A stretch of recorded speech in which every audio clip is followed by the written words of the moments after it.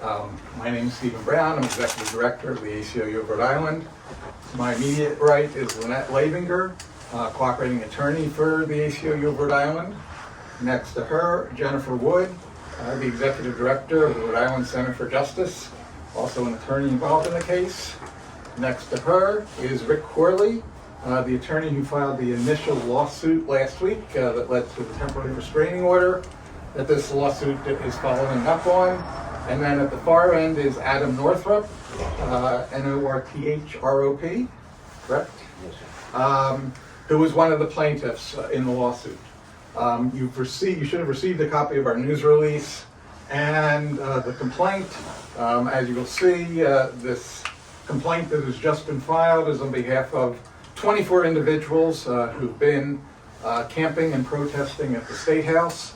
And the lawsuit is designed to allow them to continue to stay there with their protest.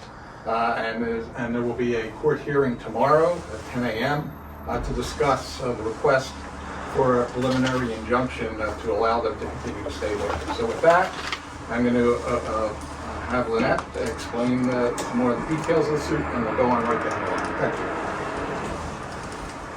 Good afternoon. I want to qualify what Steve has said a little bit. Many, if not all, of our clients are protesting. They're protesting on behalf of themselves, and they're protesting on behalf of other unhoused in the community who can't get adequate shelter. They would also like to have adequate shelter and housing. We've been trying to work with the state to focus on getting these people housed and getting other people who are in difficult shape housed, adequate and sufficient housing as the primary thing that we're doing. Because the state is unwilling to work with us on it and just basically says they have no right to be there, and we'll get to them when we get to them. We are going forward with this proceeding. On pretty short order, I really want to congratulate my colleague Rick Corley for running into court. The ACLU had heard about the problem and had sent a letter which was ignored, I think is a fair way of putting it, by the governor. And when it came to our attention that there was proceeding going forward, the ACLU and the Center for Justice really stepped forward to assist Mr. Corley in pulling this together, and it's been a very collaborative effort with everyone doing different things to try to make sure that these voices are heard not just on the State House grounds but in the courthouse.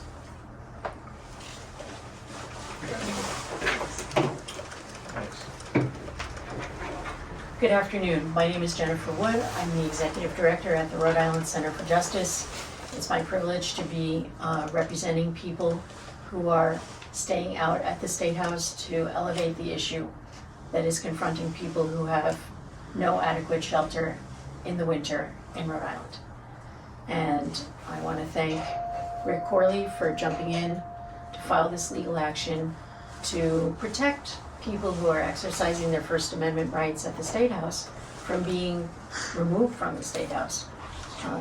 People who we are representing in this matter are not staying at the State House because they enjoy freezing in the winter on the plaza in front of the State House, but rather because there's a longer-term, relatively intractable issue that the state has been confronting. At the Center for Justice, we represent people facing housing insecurity every day. A couple of my colleagues are here with me who go to court and try and defend evictions and assist people to prevent homelessness. But inevitably, we find that there are many more unhoused people than there are adequate shelter resources. And that if you go upstream one layer from that, there are many more unhoused people than there is adequate affordable housing. And so the people who we are representing today are elevating those two concerns, and we are here to ensure that their constitutional right to petition their government to solve that problem is upheld.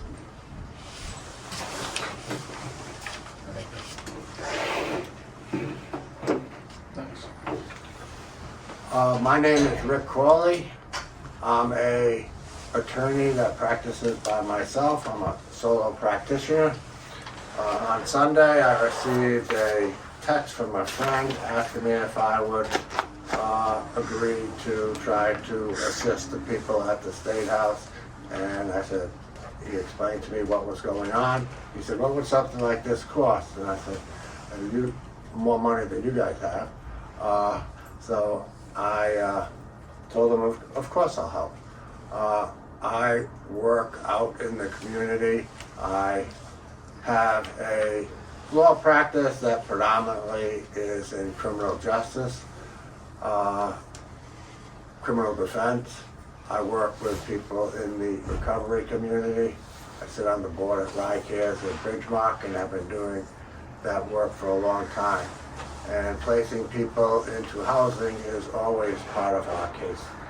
And when I went up to the State House and I started meeting and speaking with these people, I was just aghast that when I read the notice that they received, it looked like something that my kids in kindergarten, or grandkids in kindergarten, and kids when they were in elementary school would bring home.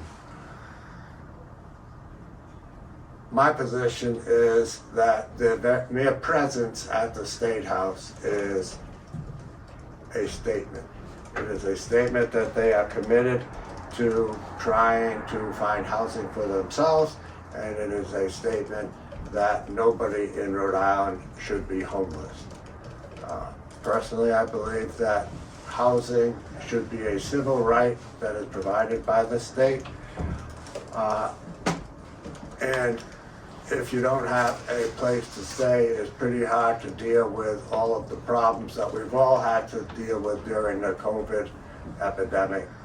But it is multiplied for someone who does not have a home.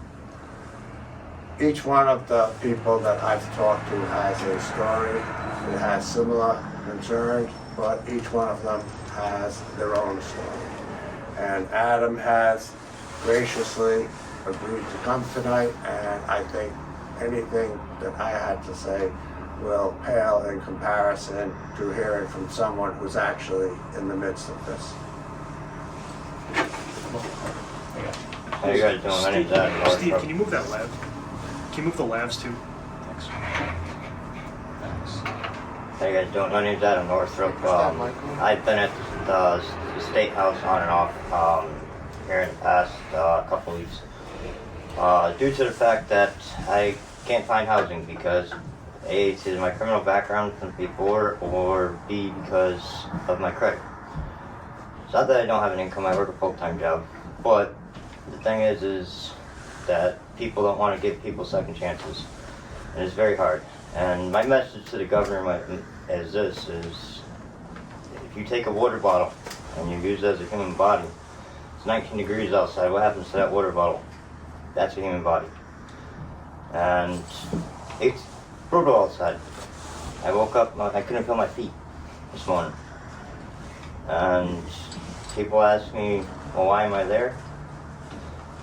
It's not, I choose to be homeless. I can't find nowhere. And I want to help the people, even though I'm in the same predicament. You think this will help? Yeah. Because they're not in it alone. They're in it we're all in it to win it. Thank you. Any other questions? We're opening up the questions now. Yeah, I have one. Yesterday, the governor said that the people in support of this lawsuit are working to keep people homeless. And I was wondering if anybody had a comment on that statement. It's 100% false on my part. It is not to keep people homeless. This is not a grandstanding event. This is a sincere effort by a group of lawyers to try to help other human beings find housing. It has to be appropriate housing. There are couples that are involved, there are women that are involved. At the beginning, I believe there were some children that were involved, and I think they may have been placed somewhere, but some of the options that the state is offering are not appropriate for this population. It should be appropriate housing. I think the addition of the Center for Justice and the ACLU helps bolster your case? They have been a godsend.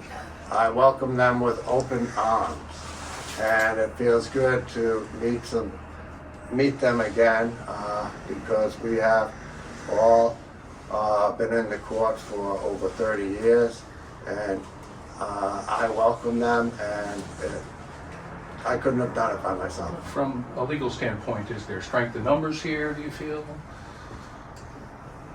There's always strength in numbers. However, in this case, there is strength in the legal experience that is sitting at this table. And I think that will help our clients immensely. It's certainly the job that I would have been able to do as a single lawyer would have been a lot more difficult if I did not have the help of these two women. Over the last couple of days, we've asked the governor repeatedly, are there efforts outside the court to resolve this, and he seemed to slough that off and say no. Is that your experience? No, we've I'd like to address that. Can I just, There we go, thank you. Thanks. As soon as the three of us became involved in this matter, we've had several conferences with attorneys representing the governor's office over the weekend. We've been in conversation with them. The focus of those conversations is to identify people who are staying at the State House in the winter, in the cold, and need housing.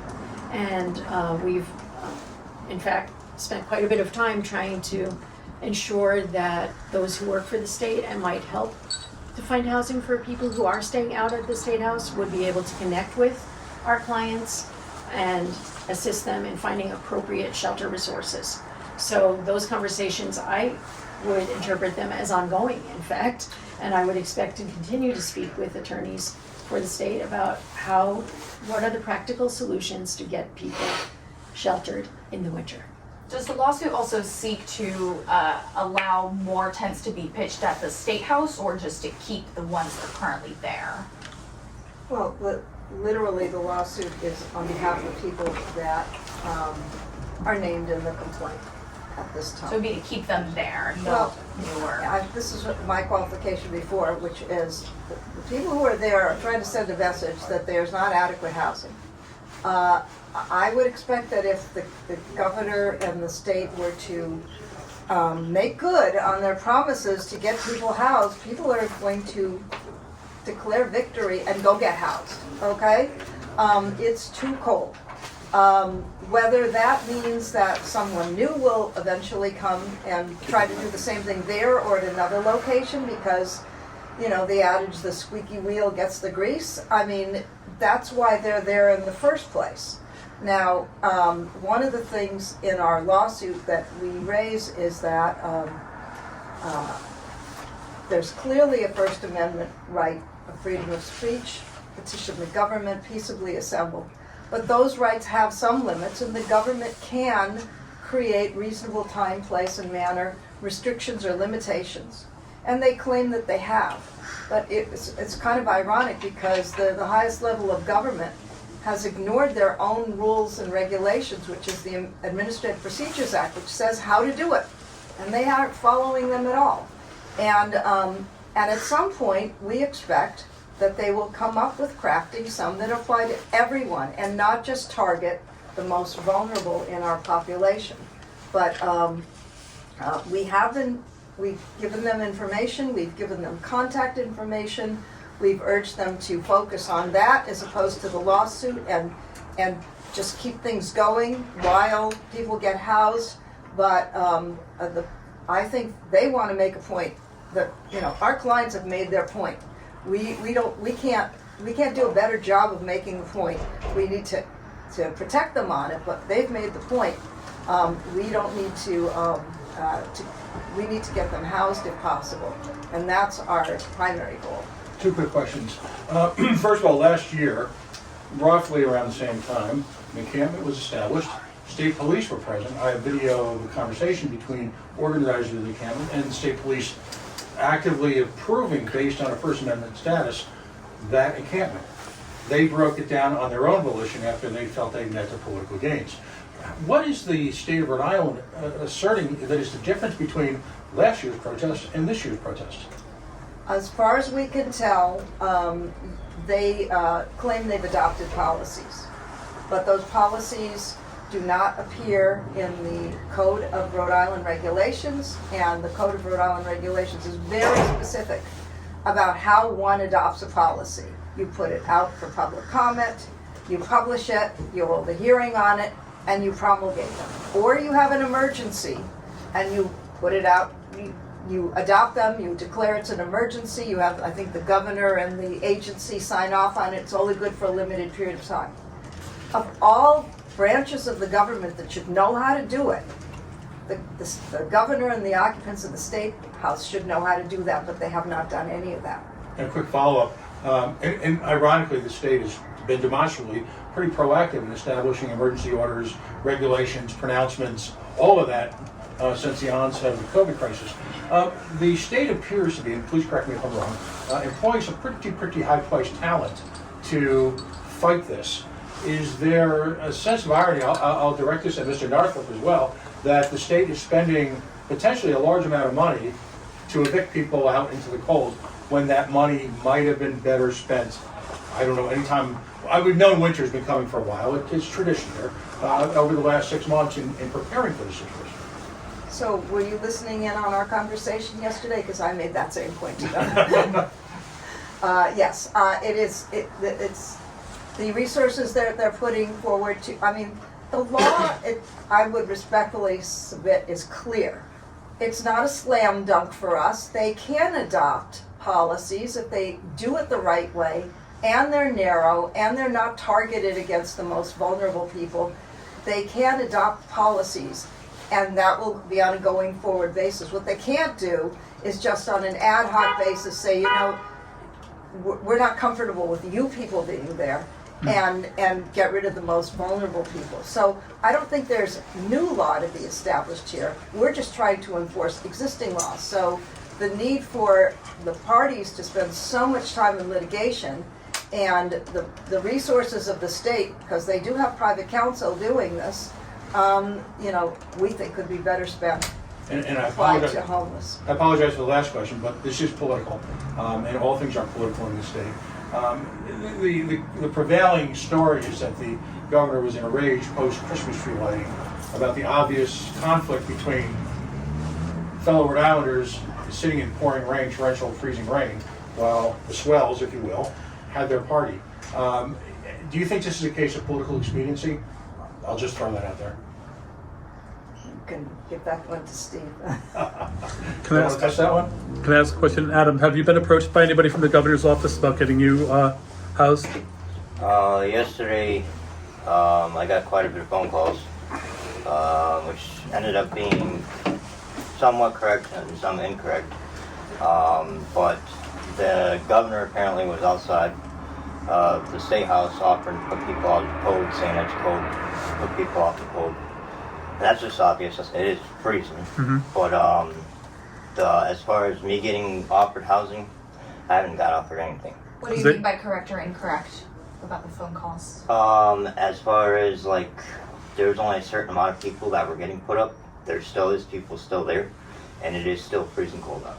And so, if you're gonna help people, it's not pick and choose. It's like some people, yes, need it more, but it's not to pick and choose of who. All of them need to be housed. Right.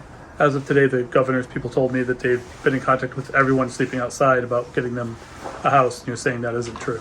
Yeah.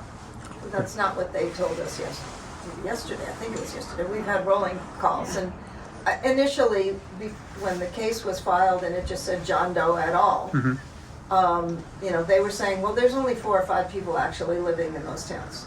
So my colleagues here, not me, thankfully, went out in the cold and met with, you know, over 24 people. Right. All of them said that they need help, and Yeah. they have a message, and they, you know, some of them may have been reached, but when we spoke with them, they said, no, we have, they had our list, Right. And they were not able to say, you know, that they had spoken to everyone on the list. They said 17 people yesterday, but they said 9 people last Wednesday, and their number's been moving a lot. Yep. So I'm just wondering, like, they don't have an idea. And I, We didn't speak to the people who were actually making the calls. Yeah. We encouraged them to have the social service people make the calls, not that we did, you know, we did not invite the lawyers to speak with them directly, and we were speaking directly with the lawyers, so there may be a disconnect in terms of those numbers, but, you know, my colleagues have met with these folks, and they're still there. And I think relevant to that, I want to personally thank Adam, because actually Adam took the time over the weekend to introduce Rick and I to a number of people who are unhoused, who have been staying at the State House. And I think that there are some trust issues there. It is complicated to approach someone who's in a tent, unhoused, may be concerned about being moved off the plaza at the State House after having received a notice saying that they're not allowed to be there. So I do think that we may have been able to, I know that we were able to speak with people who would otherwise not have wanted to speak to Rick Corley and Jennifer Wood, who they don't know from Adam. Were it not that Adam was willing to take the time and make that connection for us so that we could speak to people who are experiencing this situation. There's a lot of people that have vacated their tents because they believe the state police are gonna come in and take them down. Adam said he's gonna make sure he sleeps in his tent tonight because he's afraid someone's gonna come and remove it. While we were sitting here, he showed me a text that one of his friends had contacted him because there was a mother and baby that were unhoused, and she had heard about this and was there anything that could be done, and he received an answer that the woman had been contacted by someone from DCYF, and the woman and the baby were put into a hotel. None of that would have happened if we hadn't filed this suit, because they wouldn't have known who to contact. And concerning the representation by private counsel, knowing that there is a statute in Rhode Island that says the Attorney General will represent all matters brought against the governor, I contacted the head of the civil division, and she told me that she didn't know she was going to be handling it. And there was a member of the Attorney General that sat in on our Zoom call, but it is the lawyers from the private law firm that are really leading their defense in the litigation. Where that money is budgeted, I don't know. But there is already a system where the state personnel, the attorneys at the civil division of the Attorney General's office, have the duty to represent the governor in all civil actions. The firm that's handling the support of the governor's position, private firm, that name is? Adler, Pollock, and Sheehan. Adler, Pollock, and Sheehan is correct. I kind of want to piggyback on what they both just said. As far as like on Sunday going up to the tents and stuff, there was a lot of people there, and a lot of them basically said that they didn't want to talk to nobody because they're tired of hearing lies, and that's all that's going on is lies, lie this. I'm gonna help you. I'm gonna help you. I'm gonna help you. When? There's a question. And hopefully come tomorrow, this will hopefully come to an end in a good way, and we don't gotta worry about anything. You're hopeful. Yeah. Adam, you said that you work as well. Can you explain to us what you do and what it's like to sleep outside while also trying to work? I own my own company. My family also owns a trucking company. I help my uncle out every now and then, and also I do have, I'm a licensed electrician out of Virginia, so I'm trying to open my business back up slowly, gradually, with what little money I do have, just to try to build something. So rather than having to fight with landlords, I'm going to try to buy my own house. Sooner rather than later, because it's getting really cold out. How long have you been sleeping? I've been fighting almost since now, going almost 2 years. almost 2 years. I had an apartment in between that 2 years, but the lady kicked me out because the rent relief ran out. Thank you. Adam, I understand you're also involved as a volunteer in a local organization supporting others. Can you tell us a little bit about that? On Sunday mornings, I go and cook breakfast for the homeless when I have time and when I'm not busy. On Fridays, I also volunteer there, and I also volunteer throughout the week at the church.